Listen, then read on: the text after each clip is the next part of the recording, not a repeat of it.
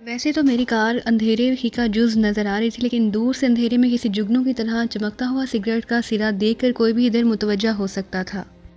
دن کے اوقات میں وہ علاقہ نہ بے رونق تھا اور نہ غیر آباد، لیکن رات کے ان ابتدائی لمحات میں وہاں ہر طرف سکوت کی حکومت ہی پھیلی ہوئی تھی۔ وسیع و عریض احاطوں میں گھری ہوئی کوٹھیوں کے مکین اپنے در و دیوار میں محبوس اپنی دلچسپیوں میں کھوئے ہوئے تھے، اور ان کے ملازمین شاید ان کے تجسس میں اپنی حسرتوں کا حساب چکانے میں مشغول تھے، لہذا اس وقت وہاں ہر طرف سناٹا چھایا ہوا تھا۔ خاصے وقفے سے اس سڑک پر 3 گاڑیاں گزریں اور میں ان کے ہیڈ لیمپس کی روشنی میں اپنی نشست پر بس کسمسا کر رہ گیا، لیکن ان میں سے کسی کی منزل قرب و جوار میں نہیں تھی، لہذا میں نے انہیں نظر انداز کر دیا۔ لیکن تقریباً 10 منٹ بعد جو چوتھی کار آئی وہ سڑک پر دھیمی ہو کر جہانگیر کے مکان کے آہنی پھاٹک کے سامنے مڑ گئی، اور اس کے عقب میں آنے والی 5 کار وہاں سے بظاہر آگے بڑھ کر یک بیک داہنی گلی میں گھوم گئی۔ اس کار کی اپنی روشنیوں کے انعکاس میں بس اسی قدر دیکھ سکا کہ داہنی گلی میں مڑنے والی کار کا رنگ سرخ تھا۔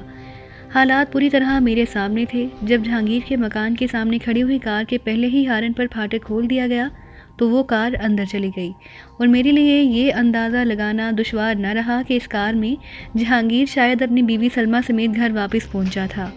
سیاہ کار کے اندر جانے کے لمحہ بھر بعد جب میں اپنی کار کا انجن سٹارٹ کر کے اسے آگے بڑھانے کے بارے میں تذبذب کا شکار تھا تو میری کار کے ہیڈ لیمپس کی روشنی میں آگے والی داہنی گلی میں سے سرخ کرولا باہر نکل کر جہانگیر کے مکان کی طرف گھومتی نظر آئی۔ میں نے اضطراری طور پر پستول ہاتھ میں لے لیا۔ سرخ کرولا قریب سے گزری تو میں اس میں بس ایک ہی ہیبلا نظر آیا جو ڈرائنگ سیٹ پر براجمان تھا۔ میں نے کسی اضطراری رد عمل کے طور پر وہ مشاہدہ کرتے ہی پستول اٹھا کر گولی داغ دی۔ ایک ہولناک دھماکہ ہوا اور سرخ کرولا سڑک پر لہرانے کے بعد سیدھی ہوئی۔ شاید میرا نشانہ خطا ہو گیا۔ میں نے گیئر میں ڈال کر کرنل کی ڈھانچہ کار کو واپس گھمایا اور سرخ کرولا کے پیچھے ڈال دیا۔ چند ثانیوں کے بعد کرولا کی عقبی روشنیاں میری کار کے ہیڈ لیمپس کی زد میں تھی۔ میں نے پرجوش انداز میں اپنی کار کی رفتار بڑھا دی اور درمیانی فاصلہ تیزی سے کم ہونے لگا، لیکن اس سے قبل کہ سرخ کرولا میری فائرنگ رینج میں آتی، درمیانی فاصلہ چند سیکنڈ کے لیے تیزی سے بڑھا اور پھر مستقل ہو گیا۔ کرولا والے کے اس رویے نے مجھے چونکا دیا۔ ایسا محسوس ہو رہا تھا جیسے وہ محفوظ فاصلے پر رہتے ہوئے یہ اندازہ قائم کرنا چاہ رہا ہو کہ اس کا تعاقب کون کر رہا تھا۔ میرے لیے خوشی کی بات صرف اتنی تھی کہ ایک فائر ہونے کے باوجود اس بے رونق رہائشی علاقے میں میری کار کے عقب نما آئینے میں سڑک ویران نظر آ رہی تھی۔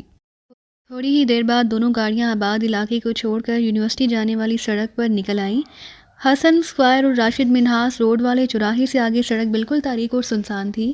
اس آخری چوراہے پر بنی ہوئی پولیس چوکی پر بھی سناٹا ہی تھا، کیونکہ وہاں سے گزرتے ہوئے بھی 2 کاروں کی دوڑ گلے کے کسی رکن کی توجہ حاصل نہیں کر سکتی تھی۔ یونیورسٹی سے آگے نکلتے ہی سرخ کرولا اچانک سڑک کے کنارے روک دی گئی۔ اس کے ڈرائیور کا وہ منصوبہ سوچا سمجھا تھا، جبکہ مجھے ہنگامی طور پر بریکوں سے کام لینا پڑا، اور یوں رکتے رکتے بھی میری کار سرخ کرولا کے اتنے قریب پہنچ گئی کہ ادھر سے کیا جانے والا فائر بونٹ کے آس پاس کے کسی حصے میں جا گھسا۔ میں نے عجلت کی حالت میں انجن بند کیا اور دروازہ کھول کر کار سے نیچے اتر گیا۔ شاید میرے حریف کی نگاہیں بہت تیز تھی، کیونکہ میرے نیچے اترتے ہی اس کی دوسری طرف سے فائر ہوا۔ اگر میں اس وقت سینے کے بل کچی زمین پر نہ پڑا ہوا ہوتا تو گولی اندھیرے کے اوپر میرے بدن کا کوئی حصہ چاٹ گئی ہوتی۔ میں زمین پر پڑے پڑے جھاڑیوں کی طرف لڑک گیا۔ دوسری طرف سے مسلسل کے ساتھ مزید 2 فائر ہوئے اور بے اختیار میرے حلق سے ایک چیخ آزاد ہو گئی۔ جھاڑیوں میں پہنچنے کے بعد لمحہ بھر کے لیے میں ساکت پڑا یہ سوچتا رہا کہ آخر میرے بدن پر کہاں زخم آیا تھا جو اضطراری چیخ بلند ہو گئی، لیکن یہ احساس بہت خوشگوار ثابت ہوا کہ میرے بدن میں کہیں کوئی ٹوٹ پھوٹ رونما نہیں ہوئی تھی۔ میرا حریف 4 فائر کر چکا تھا، جس کا مطلب تھا کہ اس کے پستول کے چیمبر میں مزید 2 یا 3 گولیاں باقی تھیں، لیکن امکان یہی تھا کہ اس کے پاس فاضل میگزین بھی رہا ہوگا، جس کے لیے وہ رات بھر مجھے اس ویرانے میں چھپے رہنے پر مجبور کر سکتا تھا، جبکہ میرا کل اسلحہ ایک فائر کے بعد 6 گولیوں پر مشتمل تھا۔ میرا خیال تھا کہ اسلحہ کی کمی کو میری غیر ارادی چیخ سے خاصی تقویت ملی تھی۔ اگر قاسم اس خوش فہمی میں مبتلا ہو جاتا کہ اس نے اپنی گولی سے مجھے زخمی کر دیا ہے تو وہ مجھے گھیرنے کی کوشش کر سکتا تھا۔ میں نے جھاڑیوں میں پناہ لینے کے بعد احتیاط سے سرخ کرولا کی سمت میں دیکھا تو تاروں کی چھاؤں میں وہاں سناٹا نظر آیا۔ قرب و جوار میں قاسم تو کیا، کسی بھی زیرو کا وجود نہیں تھا۔ پھر میں آنکھیں پھاڑ پھاڑ کر اونچی اونچی خودرو جھاڑیوں کا جائزہ لینے لگا۔ سناٹا، ہر طرف گھمبیر سناٹا طاری تھا۔ مجھے احساس ہوا کہ میں ایک جگہ رک کر اپنے لیے مشکلات کو دعوت دے رہا تھا۔ میں جہاں کار سے اترا تھا عملاً وہاں موجود تھا۔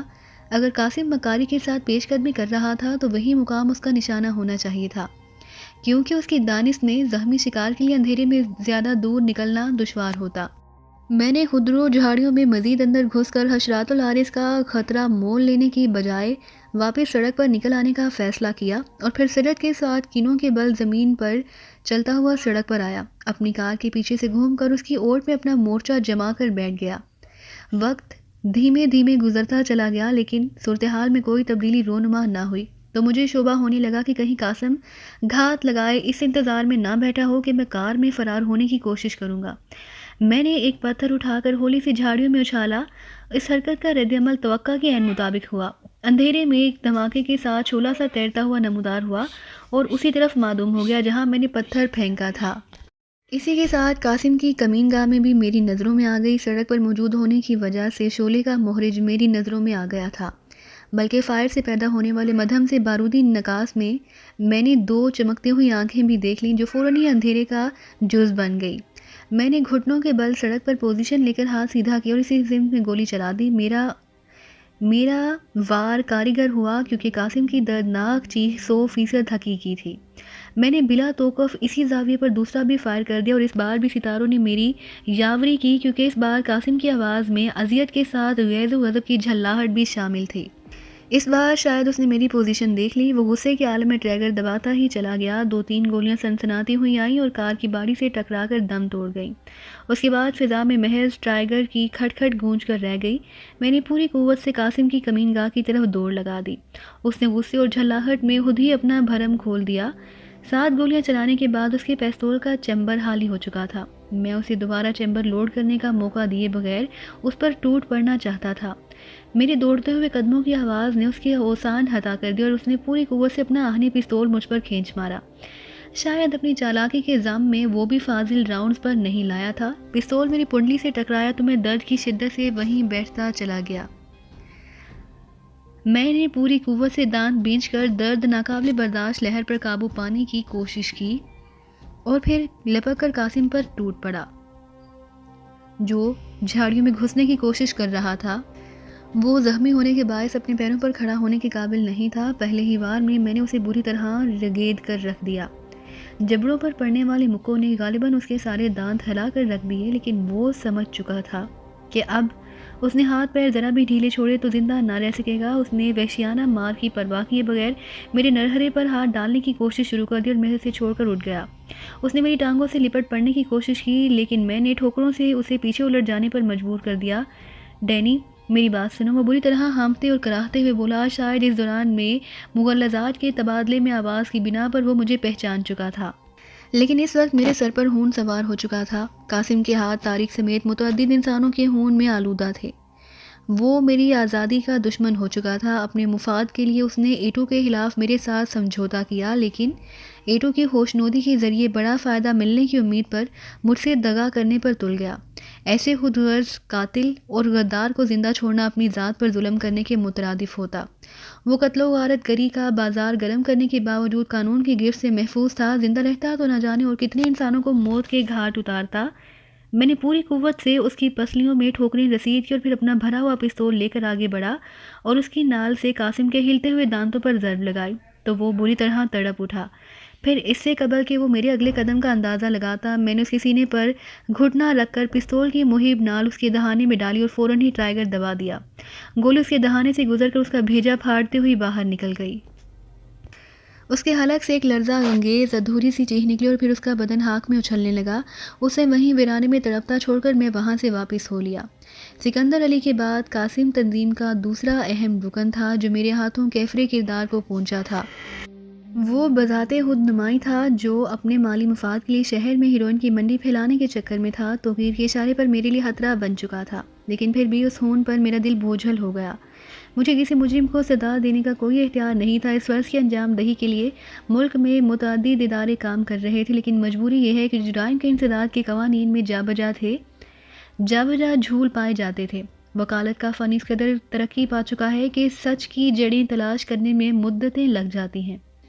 گواہ پے در پہ پیشوں اور ذاتی سطح کی نکیلی اور زہریلی جرح سے اکتا کر گواہیوں سے دستبردار ہو جاتے ہیں، اور ان سب مراحل سے گزرنے کے بعد جب قانونی تعزیر حرکت میں آتا ہے تو سزائیں مضحکہ خیز نظر آتی ہیں، کیونکہ کتابوں میں وہی درج ہے۔ اس دور میں جرم کے محرکات تیزی سے بدل رہے ہیں، معاشرے پر جرم کے اثرات ہماگیر ہوتے جا رہے ہیں، لیکن ان سب کی روک تھام کے لیے وہی 1 صدی پرانا قانون چلا آ رہا ہے، جس کی موجودگی میں کوئی عادل چاہتے ہوئے بھی کڑی سزائیں خود تجویز نہیں کر سکتا۔ قاسم قاتل تھا، لیکن اس کے اعترافات کے باوجود اسے قاتل ثابت کرنا میرے لیے ناممکن تھا۔ وہ ہیروئن کی تجارت کا پشت پناہ تھا، لیکن اسے کون ثابت کرتا؟ اسے قانون کی تحویل میں دے کر میں خود کو اسی گورکھ دھندے میں الجھا لیتا۔ ایٹو ہوشیار ہو جاتا، قاسم کو بہترین قانونی مشاورت فراہم کی جاتی اور میری انسدادی منشیات کی مہم ادھوری رہ جاتی۔ توقیر کا غیر قانونی کاروبار دن رات پھلتا پھولتا رہتا اور توقیر کسی روز موقع پا کر راستے میں پڑے ہوئے کسی روڑے کی طرح مجھے ٹھوکر مار کر ہمیشہ کے لیے اپنے راستے سے ہٹا دیتا۔ میری دانش میں آئینی اصلاحات اور طرز حکومت سیاستدانوں کے محبوب مشاغل ہیں۔ ایک عام شہری کا تعلق صرف قانون سے ہوتا ہے، جس میں کبھی کوئی بڑی تبدیلی نہیں آتی۔ ایک دیہاتی یہ جاننا چاہتا ہے کہ کوئی اس کے مویشی چرا کر لے جائے اور ان کی واپسی کے لیے بھونگ یا زر تاوان طلب کرے تو قانون اس کی کیا مدد کرتا ہے؟ اور اس بارے میں آج بھی وہی قانون رائج ہے جو برسہ برس پہلے انگریز نے اپنے مفادات کی پرورش کے لیے سرزمین پر رائج کیا تھا، جس کا بنیادی فلسفہ یہ تھا کہ ہر قانون میں ابہام رکھا جائے تاکہ وقت ضرورت اس ابہام کا فائدہ سرکار پر ستو کر دیا جا سکے۔ انگریز چلا گیا، جمہوریت سے امریت تک بھانت بھانت کے نظام ملک میں رائج ہوتے رہے، آئین بنتے اور بگڑتے رہے، لیکن قانون وہی نو آبادیاتی چلے آتے ہیں۔ فرق صرف اتنا پڑا ہے کہ پہلے ابہام کا فائدہ سرکار پرستوں کو ملتا تھا، لیکن آزادی کے بعد ایسا ہر فائدہ زر پرستوں کو منتقل ہو چکا ہے۔ انگریز صرف ضرورت کے وقت ابہام کا سہارا لیتا تھا، آج ابہام لوگوں کی جیبوں سے پیسہ نکلوانے کا ذریعہ بنا ہوا ہے اور ضرورتوں کے باقاعدہ نرخ ملے پا چکے ہیں۔ سرکار پریشان ہے، آمدنی کم ہوتی جاتی ہے، کالا دھن مسلسل بڑھ رہا ہے۔ فکر ہے کہ کس کس کو کیا کیا رعایتیں دے کر یہ اگلوایا جائے۔ لوگ دور دور کی کوڑی لاتے ہیں، لیکن ناک کے نیچے کس نے دیکھا ہے؟ شاید ان نامعقول خیالات کی رو مجھے بالکل ہی بہا لے جاتی، لیکن اسی اثناء میں غزالہ کے گھر پہنچ گیا۔ ہارن بجایا تو یہ دیکھ کر حیرت ہوئی کہ پھاٹک کھولنے والا سلطان شاہ تھا۔ کیا کوئی اور نہیں ہے گھر میں؟ میں نے گاڑی آگے کر کے اسے گھورتے ہوئے سرد لہجے میں سوال کیا۔ وہ کھڑکی پر جھکا اور کسی شریر بچے کی طرح کلکاری لے کر بولا، تمہارا حلیہ بتا رہا ہے کہ کسی سے لڑ کر آ رہے ہو، لیکن جھگڑے کا غصہ مجھ پر تو نہ اتارو نا۔ میں نے گاڑی آگے بڑھا دی اور پھر چونک پڑا۔ برآمدے میں غزالہ کا پرتشویش چہرہ میرے سامنے تھا۔ کہاں سے آ رہے ہیں؟ کار سے اترتے ہی اس نے پھٹے ہوئے اور خون آلود کپڑوں پر نگاہ ڈالتے ہوئے ملامت آمیز لہجے میں سوال کیا اور میں بے اختیار ہنس پڑا۔ اس وقت تم شوہر سے اکتاتے ہوئے کوئی روایتی بیوی معلوم ہو رہی ہو۔ یہ حلیہ کیا بنایا ہوا ہے آپ نے؟ اس نے میرے قریب آ کر کھلے ہوئے گریبان میں سے نظر آنے والی گردن اور سینے کی حراشوں پر اپنی مہروتی انگلیاں پھیرتے ہوئے دریافت کیا۔ تصادم، میں نے سر کو قدرے ہم دیتے ہوئے کہا، اور تصادم میں پھول اور کلیوں کا تبادلہ تو نہیں ہوتا نا؟ اب میں بالکل ٹھیک ہوں، سلطان شاہ نے دخل دیتے ہوئے کہا۔ بی بی جی نے مجھے ایسی زبردست گولیاں دی ہیں کہ میرا سارا درد کافور ہو گیا ہے، کل سے میں تمہیں تنہا باہر نہیں جانے دوں گا۔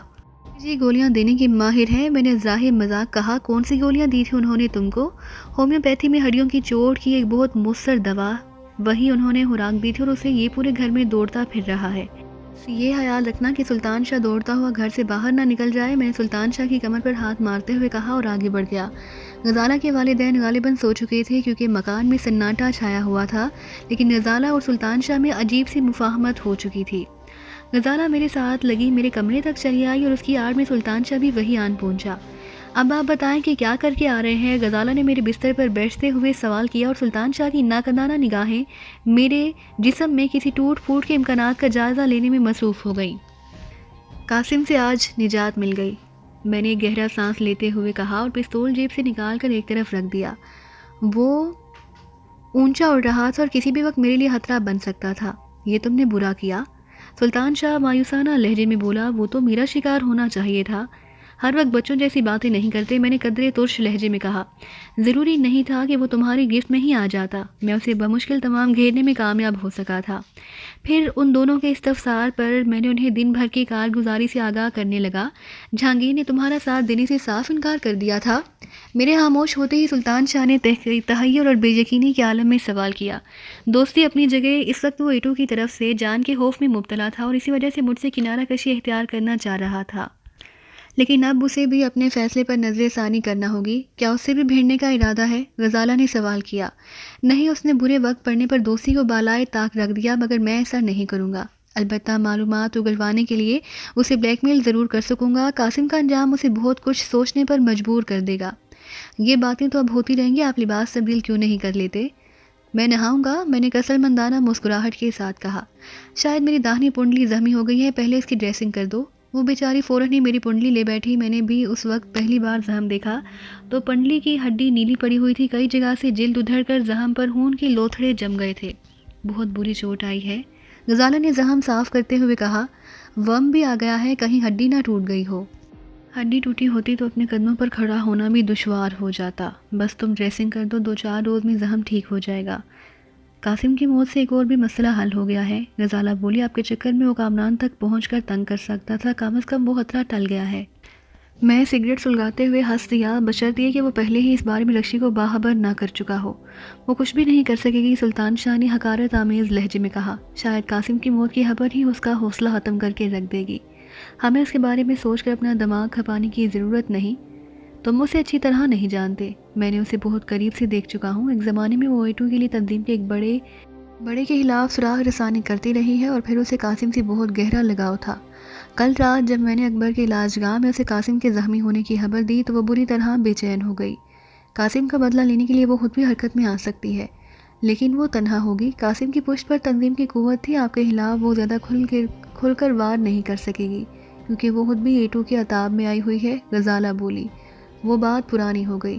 اس وقت توقیر کو شبہ تھا کہ لاہور میں ایشین سنڈیکیٹ اور دوسرے نقصانات سے اس کا بھی کوئی تعلق رہا ہوگا. اب ہر بات صاف ہو چکی ہے، وہ رکشی کو دوبارہ اپنے ساتھ ملا کر فائدے میں رہے گا. میرے خیال میں تم نے قاسم کو مار کر غلطی کی ہے، سلطان شاہ پرخیال لہجے میں بولا. اسے بری طرح مار پیٹ کر زندہ چھوڑ دیتے تو بہتر ہوتا. کم از کم ہمیں یہ تو معلوم تھا کہ ہمارا دشمن کون ہے. اس کے مرنے کے بعد اس کی جگہ خالی نہیں رہے گی اور آنے والا ہمارے لیے اجنبی ہوگا. ہوا کرے، میں نے بے پرواہی سے کہا. اس سے ہمیں کوئی فرق نہیں پڑے گا، کیونکہ ہمارا اصل محاذ اب کراچی نہیں لاہور میں کھلے گا. قاسم کی موت کے بعد شاید توقیر یہاں نہیں رکے گا. یہ پتہ نہیں چل سکا کہ وہ کراچی میں کہاں مقیم ہے، غزالہ نے سوال کیا. وہ اپنی ذات کو بہت زیادہ پراسرار بنائے رکھتا ہے. کل رات بھی وہ جہانگیر اور اس کے ملازمین کی لاعلمی میں اسی گھر میں سوتا رہا. ہو سکتا ہے کہ آج کسی نئے ٹھکانے پر ہو. یہ کہتے ہوئے اچانک ہی مجھے احساس ہوا کہ میں اس مرحلے پر جیوا ہاؤس کو یکسر بھلا بیٹھا تھا. تو کہ اس عمارت میں پہنچا ہو یا نہ پہنچا ہو، لیکن تنظیمی ڈھانچے میں اس عمارت کی اپنی ایک اہمیت تھی. سب سے بڑی بات یہ تھی کہ میری آخری معلومات کے مطابق MT-300 نامی متروک ٹرانسمیٹر ریسیور اپنے ناقابل شکست حفاظتی نظام سمیت جیوا ہاؤس کے ایک کمرے میں موجود تھا. تو پولیس کو جیوا ہاؤس کی طرف متوجہ کرنا شاید اس قدر سہل ثابت نہ ہوتا، کیونکہ وہ عمارت شہر کے ایسے حصے میں واقع تھی جہاں بسنے والوں کی کثرت بارسوخ عمرہ پر مشتمل تھی، اور پولیس باقاعدہ ثبوت کے بغیر وہاں کسی بھی کارروائی پر آمادہ نہ ہوتی. میں نے فیصلہ کر لیا کہ مجھے خود ہی ادھر کا رخ کرنا چاہیے. البتہ اس بار میں غیر ضروری تہذیب کاری یا آتش زنی میں اپنی صلاحیتیں صرف نہ کرنے کے بارے میں پختہ ارادہ کر چکا تھا. غزالہ نے سختی کے ساتھ اس وقت جیوا ہاؤس جانے کی مخالفت کی، اور سلطان شاہ بھی اس کا ہمنوا ہو گیا. مجبوراً مجھے ہتھیار ڈالنے پڑے. میں لباس وغیرہ بدل کر فارغ ہوا تو غزالہ میرے لیے کھانا لے آئی. غنیمت یہ تھا کہ کرنل زوار زیدی اپنے لگے بندھے اصولوں کے مطابق بہت دیر پہلے مقررہ وقت پر سو چکا تھا. وہ جاگ رہا ہوتا تو میری حالت کے بارے میں پے در پے سوالات کر کے مجھے زندگی سے بیزار کر دیتا. کھانے کے بعد میں نے ہوٹل واپسی کا ارادہ ظاہر کیا تو غزالہ مجھے وہیں روکنے پر مصر ہو گئی. اسے شبہ ہو گیا کہ کہیں میں ہوٹل واپسی کے بہانے جیوا ہاؤس کی طرف نہ جا نکلوں. جب وہ ہمیں چھوڑ کر چلی گئی تو سلطان شاہ میرے قریب آ بیٹھا. اب بتاؤ کہ تم کیا سوچ رہے ہو؟ اس نے براہ راست میری آنکھوں میں دیکھتے ہوئے سوال کیا. کچھ بھی نہیں، فی الحال تو بالکل حالی ذہن ہوں، میں نے فضا میں دھواں بکھیرتے ہوئے کہا. اس وقت کی نہیں، میں آئندہ حکمت عملی کے بارے میں پوچھ رہا ہوں. حکمت عملی تو لاہور پہنچ کر ہی سامنے آ سکے گی. تم شاید کچھ الجھ گئے ہو، کہیں ایٹو سے خوفزدہ تو نہیں ہو گئے؟ اس نے دھیمے لہجے میں سوال کیا. میں بے اختیار مسکرا دیا. کس بات سے اندازہ لگایا تم نے؟ کچھ کھوئے کھوئے سے نظر آنے لگے ہو تم. مجھے نہ خوف ہے نہ تشویش، بس ایک ہی خیال مجھے کھائے جا رہا ہے کہ زندگی میں بہتر اتفاقات رونما ہوتے رہتے ہیں، لیکن میرے ساتھ سنگین ترین اتفاق ہوا ہے برسوں پہلے. جس قصے کو لاہور میں دفن کرنے کے بعد میں نے کراچی میں نئی دنیا کی ابتدا کرنے کی کوشش کی، وہ آج پھر میرے سامنے ہے. ایک ہی باپ کی اولادیں ایک دوسرے کے سامنے سپر انداز میں ہیں، مجھے فنا کر دیں گے یا میں ان پر غالب آ جاؤں گا، لیکن یہ بھیانک اور خونی کھیل میرا مقدر کیوں بن گیا ہے؟ بدل ڈالو اس مقدر کو، معاف کر دو اپنے بھائیوں کو۔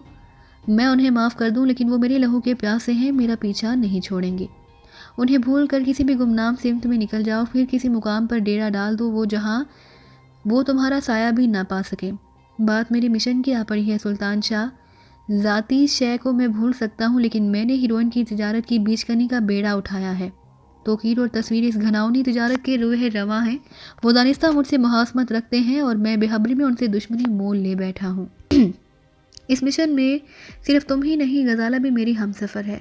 میں تمہارے جذبے کی قدر کرتا ہوں، وہ پرخلوص لہجے میں بولا، لیکن ایمانداری کے ساتھ سوچو کہ تم ان کا کیا بگاڑ سکو گے۔ ان کالے دھندوں میں بے حساب آمدنی ہوتی ہے، میدان حالی ہوگا تو 10 نئے توقیر پیدا ہو جائیں گے۔ جب تک نشے کے طلبگار ختم نہ ہوں گے، ہر نشے کی تجارت پروان چڑھتی رہے گی۔ یہ سب نظریاتی باتیں ہیں، انہیں میں بے عملی کے بھاؤ سے زیادہ اہمیت نہیں دیتا۔ ایسے دھندے قانون کے خون سے کبھی ختم نہیں ہوتے، کیونکہ سزا کے مقابلے میں لالچ کا عنصر ہمیشہ بہت بڑا ہوتا ہے۔ آج شہر میں ہیروئن بیچنے والوں کو یہ معلوم ہو جائے کہ شہر میں کوئی ایسا سرپھرا بھی پیدا ہو گیا ہے جو ہر ہیروئن فروش کو موت کی گھاٹ اتارنے پر تلا ہوا ہے، تو تم دیکھنا کہ 2-4 ہی وارداتوں کے بعد سب موت کے سوداگروں سے تائب ہو جائیں گے۔ تو پھر یہ کام یہی کیوں نہیں شروع کر دیتے؟ چھوٹے موٹے لوگ ضرور تائب ہو کر دوسرے کی منافعت بخشی کاموں کی طرف راغب ہو جائیں گے، لیکن منظم تجارت بدستور چلتی رہے گی، بلکہ اور زیادہ پھلے پھولے گی، کیونکہ توقیر جیسے لوگ خطرات کا مقابلہ کرنے کی طاقت اور صلاحیت رکھتے ہیں۔ اس سے اندازہ ہے ملک میں ہیروئن کی 80% سے زیادہ تجارت اس تنظیم کے قبضے میں ہے۔ ہاں، ان کی جڑیں اکھاڑنے کے بعد دوسروں کو خوفزدہ کر کے گوشہ نشین کرانا آسان ہوگا۔ تو پھر لاہور کب چل رہے ہو؟ لاہور جانے سے پہلے کامران کی دیکھ بھال کا کوئی معقول بندوبست کرنا ہوگا، وہ بیچارہ آج کل بری طرح نظر انداز ہوا جا رہا ہے۔ میں اندازہ لگانا چاہوں گا کہ کامران کے ذریعے غزالہ پر یا مجھ پر تو ہاتھ ڈالنے کی کوشش نہیں کی جائے گی۔ اس کے بعد ہم بے فکری کے ساتھ لاہور روانہ ہو جائیں گے۔ وہ اس وقت تک دھیمی آواز میں مجھ سے باتیں کرتا رہا جب تک میری آواز پر نیند کا خمار نہ چھانے لگا، پھر میرا ذہن نیند کی پرکیف وادیوں میں دھنستا چلا گیا۔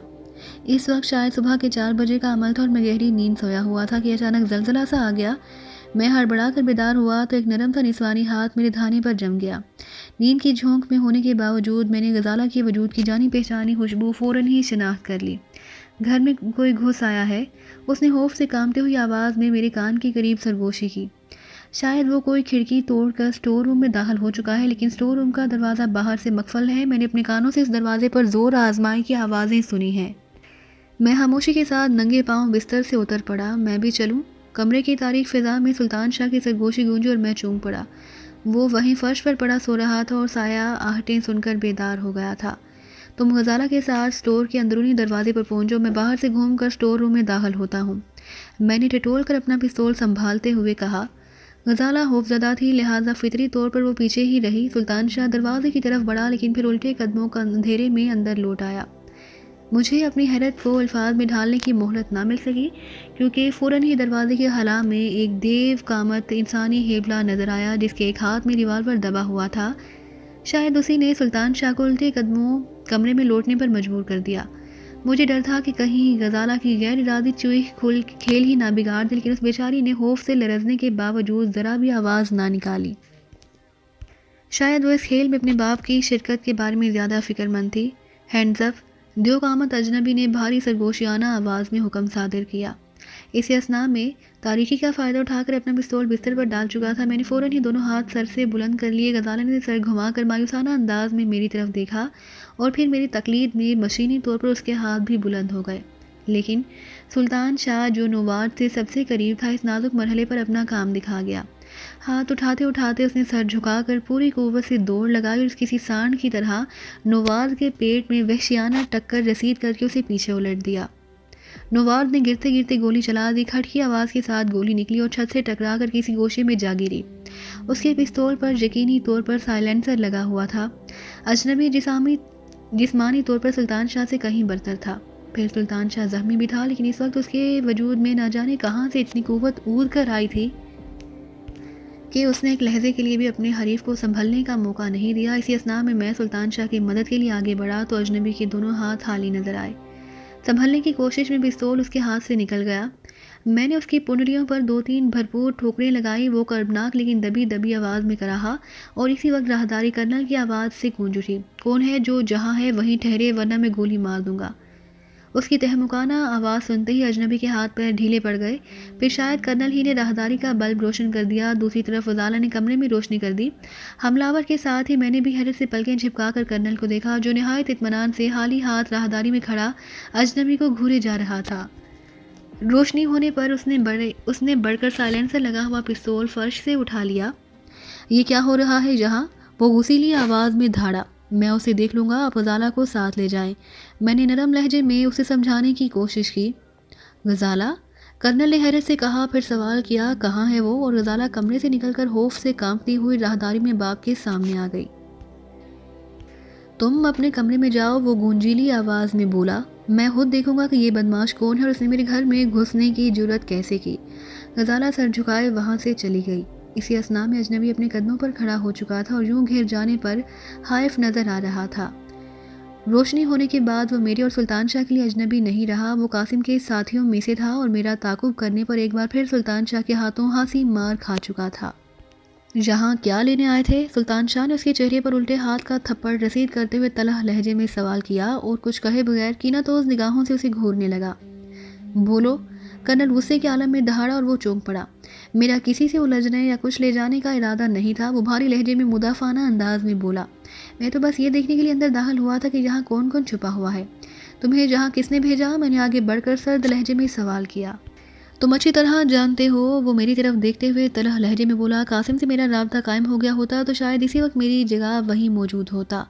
اس گھر کی نشاندہی کس نے کی؟ اس کے لبوں پر استہزائیہ مسکراہٹ ابھری اور سلطان شاہ نے بلا تعامل اس کے چہرے پر تھپڑ رسید کر دیے. اس بار آنے والے کے دھانے کے سرے سے خون کی پتلی سی لکیر بہہ نکلی. بولتے رہو گے تو عافیت میں رہو گے، میں نے بدستور سرد لہجے میں کہا. زیادہ اڑنے کی کوشش کی تو ادھیڑ کر یہیں کسی کوشے میں دفن کر دیے جاؤ گے. کسی کو تمہارے انجام کی بھنک بھی نہ مل سکی. میرا وہ روپ کرنل زوار زیدی کے لیے تہیہ آرامیز تھا. وہ مجھے یوں حیرت سے دیکھ رہا تھا جیسے میرے سر پر سینگ نکل آئے ہوں. آج دوپہر قاسم نے مجھے گلشن اقبال میں اکبر کے علاج گاہ پر مامور کیا. وہ آستین سے خون کی لکیر صاف کرتے ہوئے بولا. وہاں مجھے کامران نامی ایک مریض کی ملاقاتوں پر نگاہ رکھنی ہے تو ایک آدھ کا تعاقب بھی کرنا تھا تاکہ اس کا ٹھکانہ دیکھ سکوں. آج شام کو یہ وہاں پہنچا تو میں چوکنا ہو گیا. یہ کہتے ہوئے اس نے کرنل کی طرف اشارہ کیا اور کرنل میری طرف استفہامیہ طلب نگاہوں کے جواب میں اسبات میں سر ہلانے لگا تھا. واپسی پر میں نے اس کا تعاقب کیا تو یہ گھر نگاہ میں آ گیا. قرب و جوار میں رہنے والوں سے تسلی بخش معلومات نہ مل سکی. دوسری طرف سے قاسم سے بھی کوئی رابطہ نہ ہو سکا. لہٰذا آج رات میں نے خود مکان میں گھسنے کا ارادہ کر لیا. کم از کم مجھے اتنا ضرور معلوم تھا کہ آج صبح سے قاسم پوری شدت کے ساتھ تمہاری تلاش میں تھا. میرا اندازہ درست ثابت ہوا، لیکن میری یہ بدقسمتی ہے کہ میں اندر گھس کر خود الجھ گیا. آپ جائیں، میں اس سے نمٹ لوں گا. میں نے غزالہ کے باپ سے مخاطب ہو کر کہا. دل کھول کر میرے سامنے اس کی مرمت کرو، پھر اسے پولیس کے حوالے کر دیں گے. کرنل نے تیز لہجے میں کہا. وہ اس کا باپ قاسم کون ہے؟ میں اسے بھی پکڑ پاؤں گا. آخر ان لوگوں نے خود کو سمجھ کیا رکھا ہے. وہ سب ٹھیک کر لوں گا میں، آپ جا کر آرام کریں. میں نے نرم لہجے میں دوبارہ سے سمجھانے کی کوشش کی اور غنیمت پا کر اس بار اس نے بے چون و چرا میری بات مان لی. اس پستول کا کیا کرو گے؟ اس نے ہاتھ میں تھامے ہوئے بے آواز ہتھیار کے بارے میں دریافت کیا. اسے ضبط سمجھیے، فی الحال ساتھ لے جائیں، بعد میں کہیں تلف کر دیں گے. میں کرنل کی آنکھوں میں ابھرنے والی چمک سے واقف تھا کہ اس بے آواز قیمتی پستول پر اس کی نیت خراب ہو رہی تھی. میرے مشورے کے بعد وہ کچھ کہے بغیر مڑا اور اندر کی سمت ہو لیا. میدان صاف ہونے پر میں اسے اپنے کمرے میں لے آیا. کرنل کے بھیج دیے جانے پر میرے شکار کے چہرے پر تشویش کے آثار نظر آنے لگے. رکشی کہاں ہے؟ چند ثانیوں کے سکوت کے بعد میں نے چبھتے ہوئے لہجے میں سوال کیا. میں کسی رکشی کو نہیں جانتا. وہ عورت جو پہلے قاسم کے ساتھ رہتی تھی. میں نے اپنی بات کی وضاحت کی. اور مسز قاسم؟ اسے کافی دنوں سے نہیں دیکھا گیا کہ وہ شہر سے باہر ہی ہو. قاسم کے ٹھکانے کہاں کہاں ہیں؟ ہم لوگ اس کے معاملات سے زیادہ واقف نہیں. ہم بس معاوضے پر وہ ہم سے مختلف کام لیتا ہے. اس کے لیے انجام دیے جانے والے کاموں کی نوعیت کیا ہوا کرتی ہے؟ اس دنیا کے لیے تم اتنے اجنبی نہیں ہو. اس کے لہجے میں اعتماد لوٹ آیا. معاوضے پر عموماً وہی کام دوسروں سے کرائے جاتے ہیں جن میں پکڑے جانے کا زیادہ خطرہ ہو. بعض اوقات اس کے لیے چھوٹے موٹے کام بھی سر انجام دیے جاتے ہیں. اور اگر میں قاسم ہی سے نجات حاصل کرنا چاہوں تو؟ میں نے اس کی آنکھوں میں دیکھتے ہوئے سوال کیا. کم از کم میرے لیے ناممکن ہے. اس نے صاف گوئی سے کام لیتے ہوئے کہا. میں اس کا بہت پرانا نمک خوار ہوں. اس کے ساتھ تم کتنے آدمی ہو؟ مستقل طور پر تم بس مجھے کو سمجھو، ضرورت کے تحت تعداد گھٹتی بڑھتی رہتی ہے، وقت کیوں برباد کر رہے ہو؟ اچانک سلطان شاہ نے اکتائے ہوئے لہجے میں کہا۔ اس نمک حلال کو بھی اس کے آقا تک پہنچا دو، دونوں مل کر بہت خوش ہوں گے۔ قاسم کہاں ہے؟ وہ چونک کر بولا۔ وہ خود ہی چوہے دان میں آپ پھنسا، اپنی ستاروں کی گردش سے تم ہمارے ہاتھ لگ ہی گئے ہو، تو اب ہمارے لیے کام سر انجام دینا ہوگا۔ انکار۔ تو دوستو یہ تھی ہماری آج کی کہانی۔ امید کرتے ہیں کہ آپ کو یہ ویڈیو پسند آئی ہوگی، لیکن جانے سے پہلے ہماری ویڈیو کو کیجیے لائک اور شیئر کرنا مت بھولیے، اور اسی کے ساتھ کومنٹ کر کے ہمیں بتائیے کہ آپ کو یہ کہانی کیسی لگی۔ اور اگر ابھی تک آپ نے اس چینل کو سبسکرائب نہیں کیا تو اس چینل کو کیجیے سبسکرائب اور بیل آئیکن دبا کر آل نوٹیفیکیشن آن کر لیجیے۔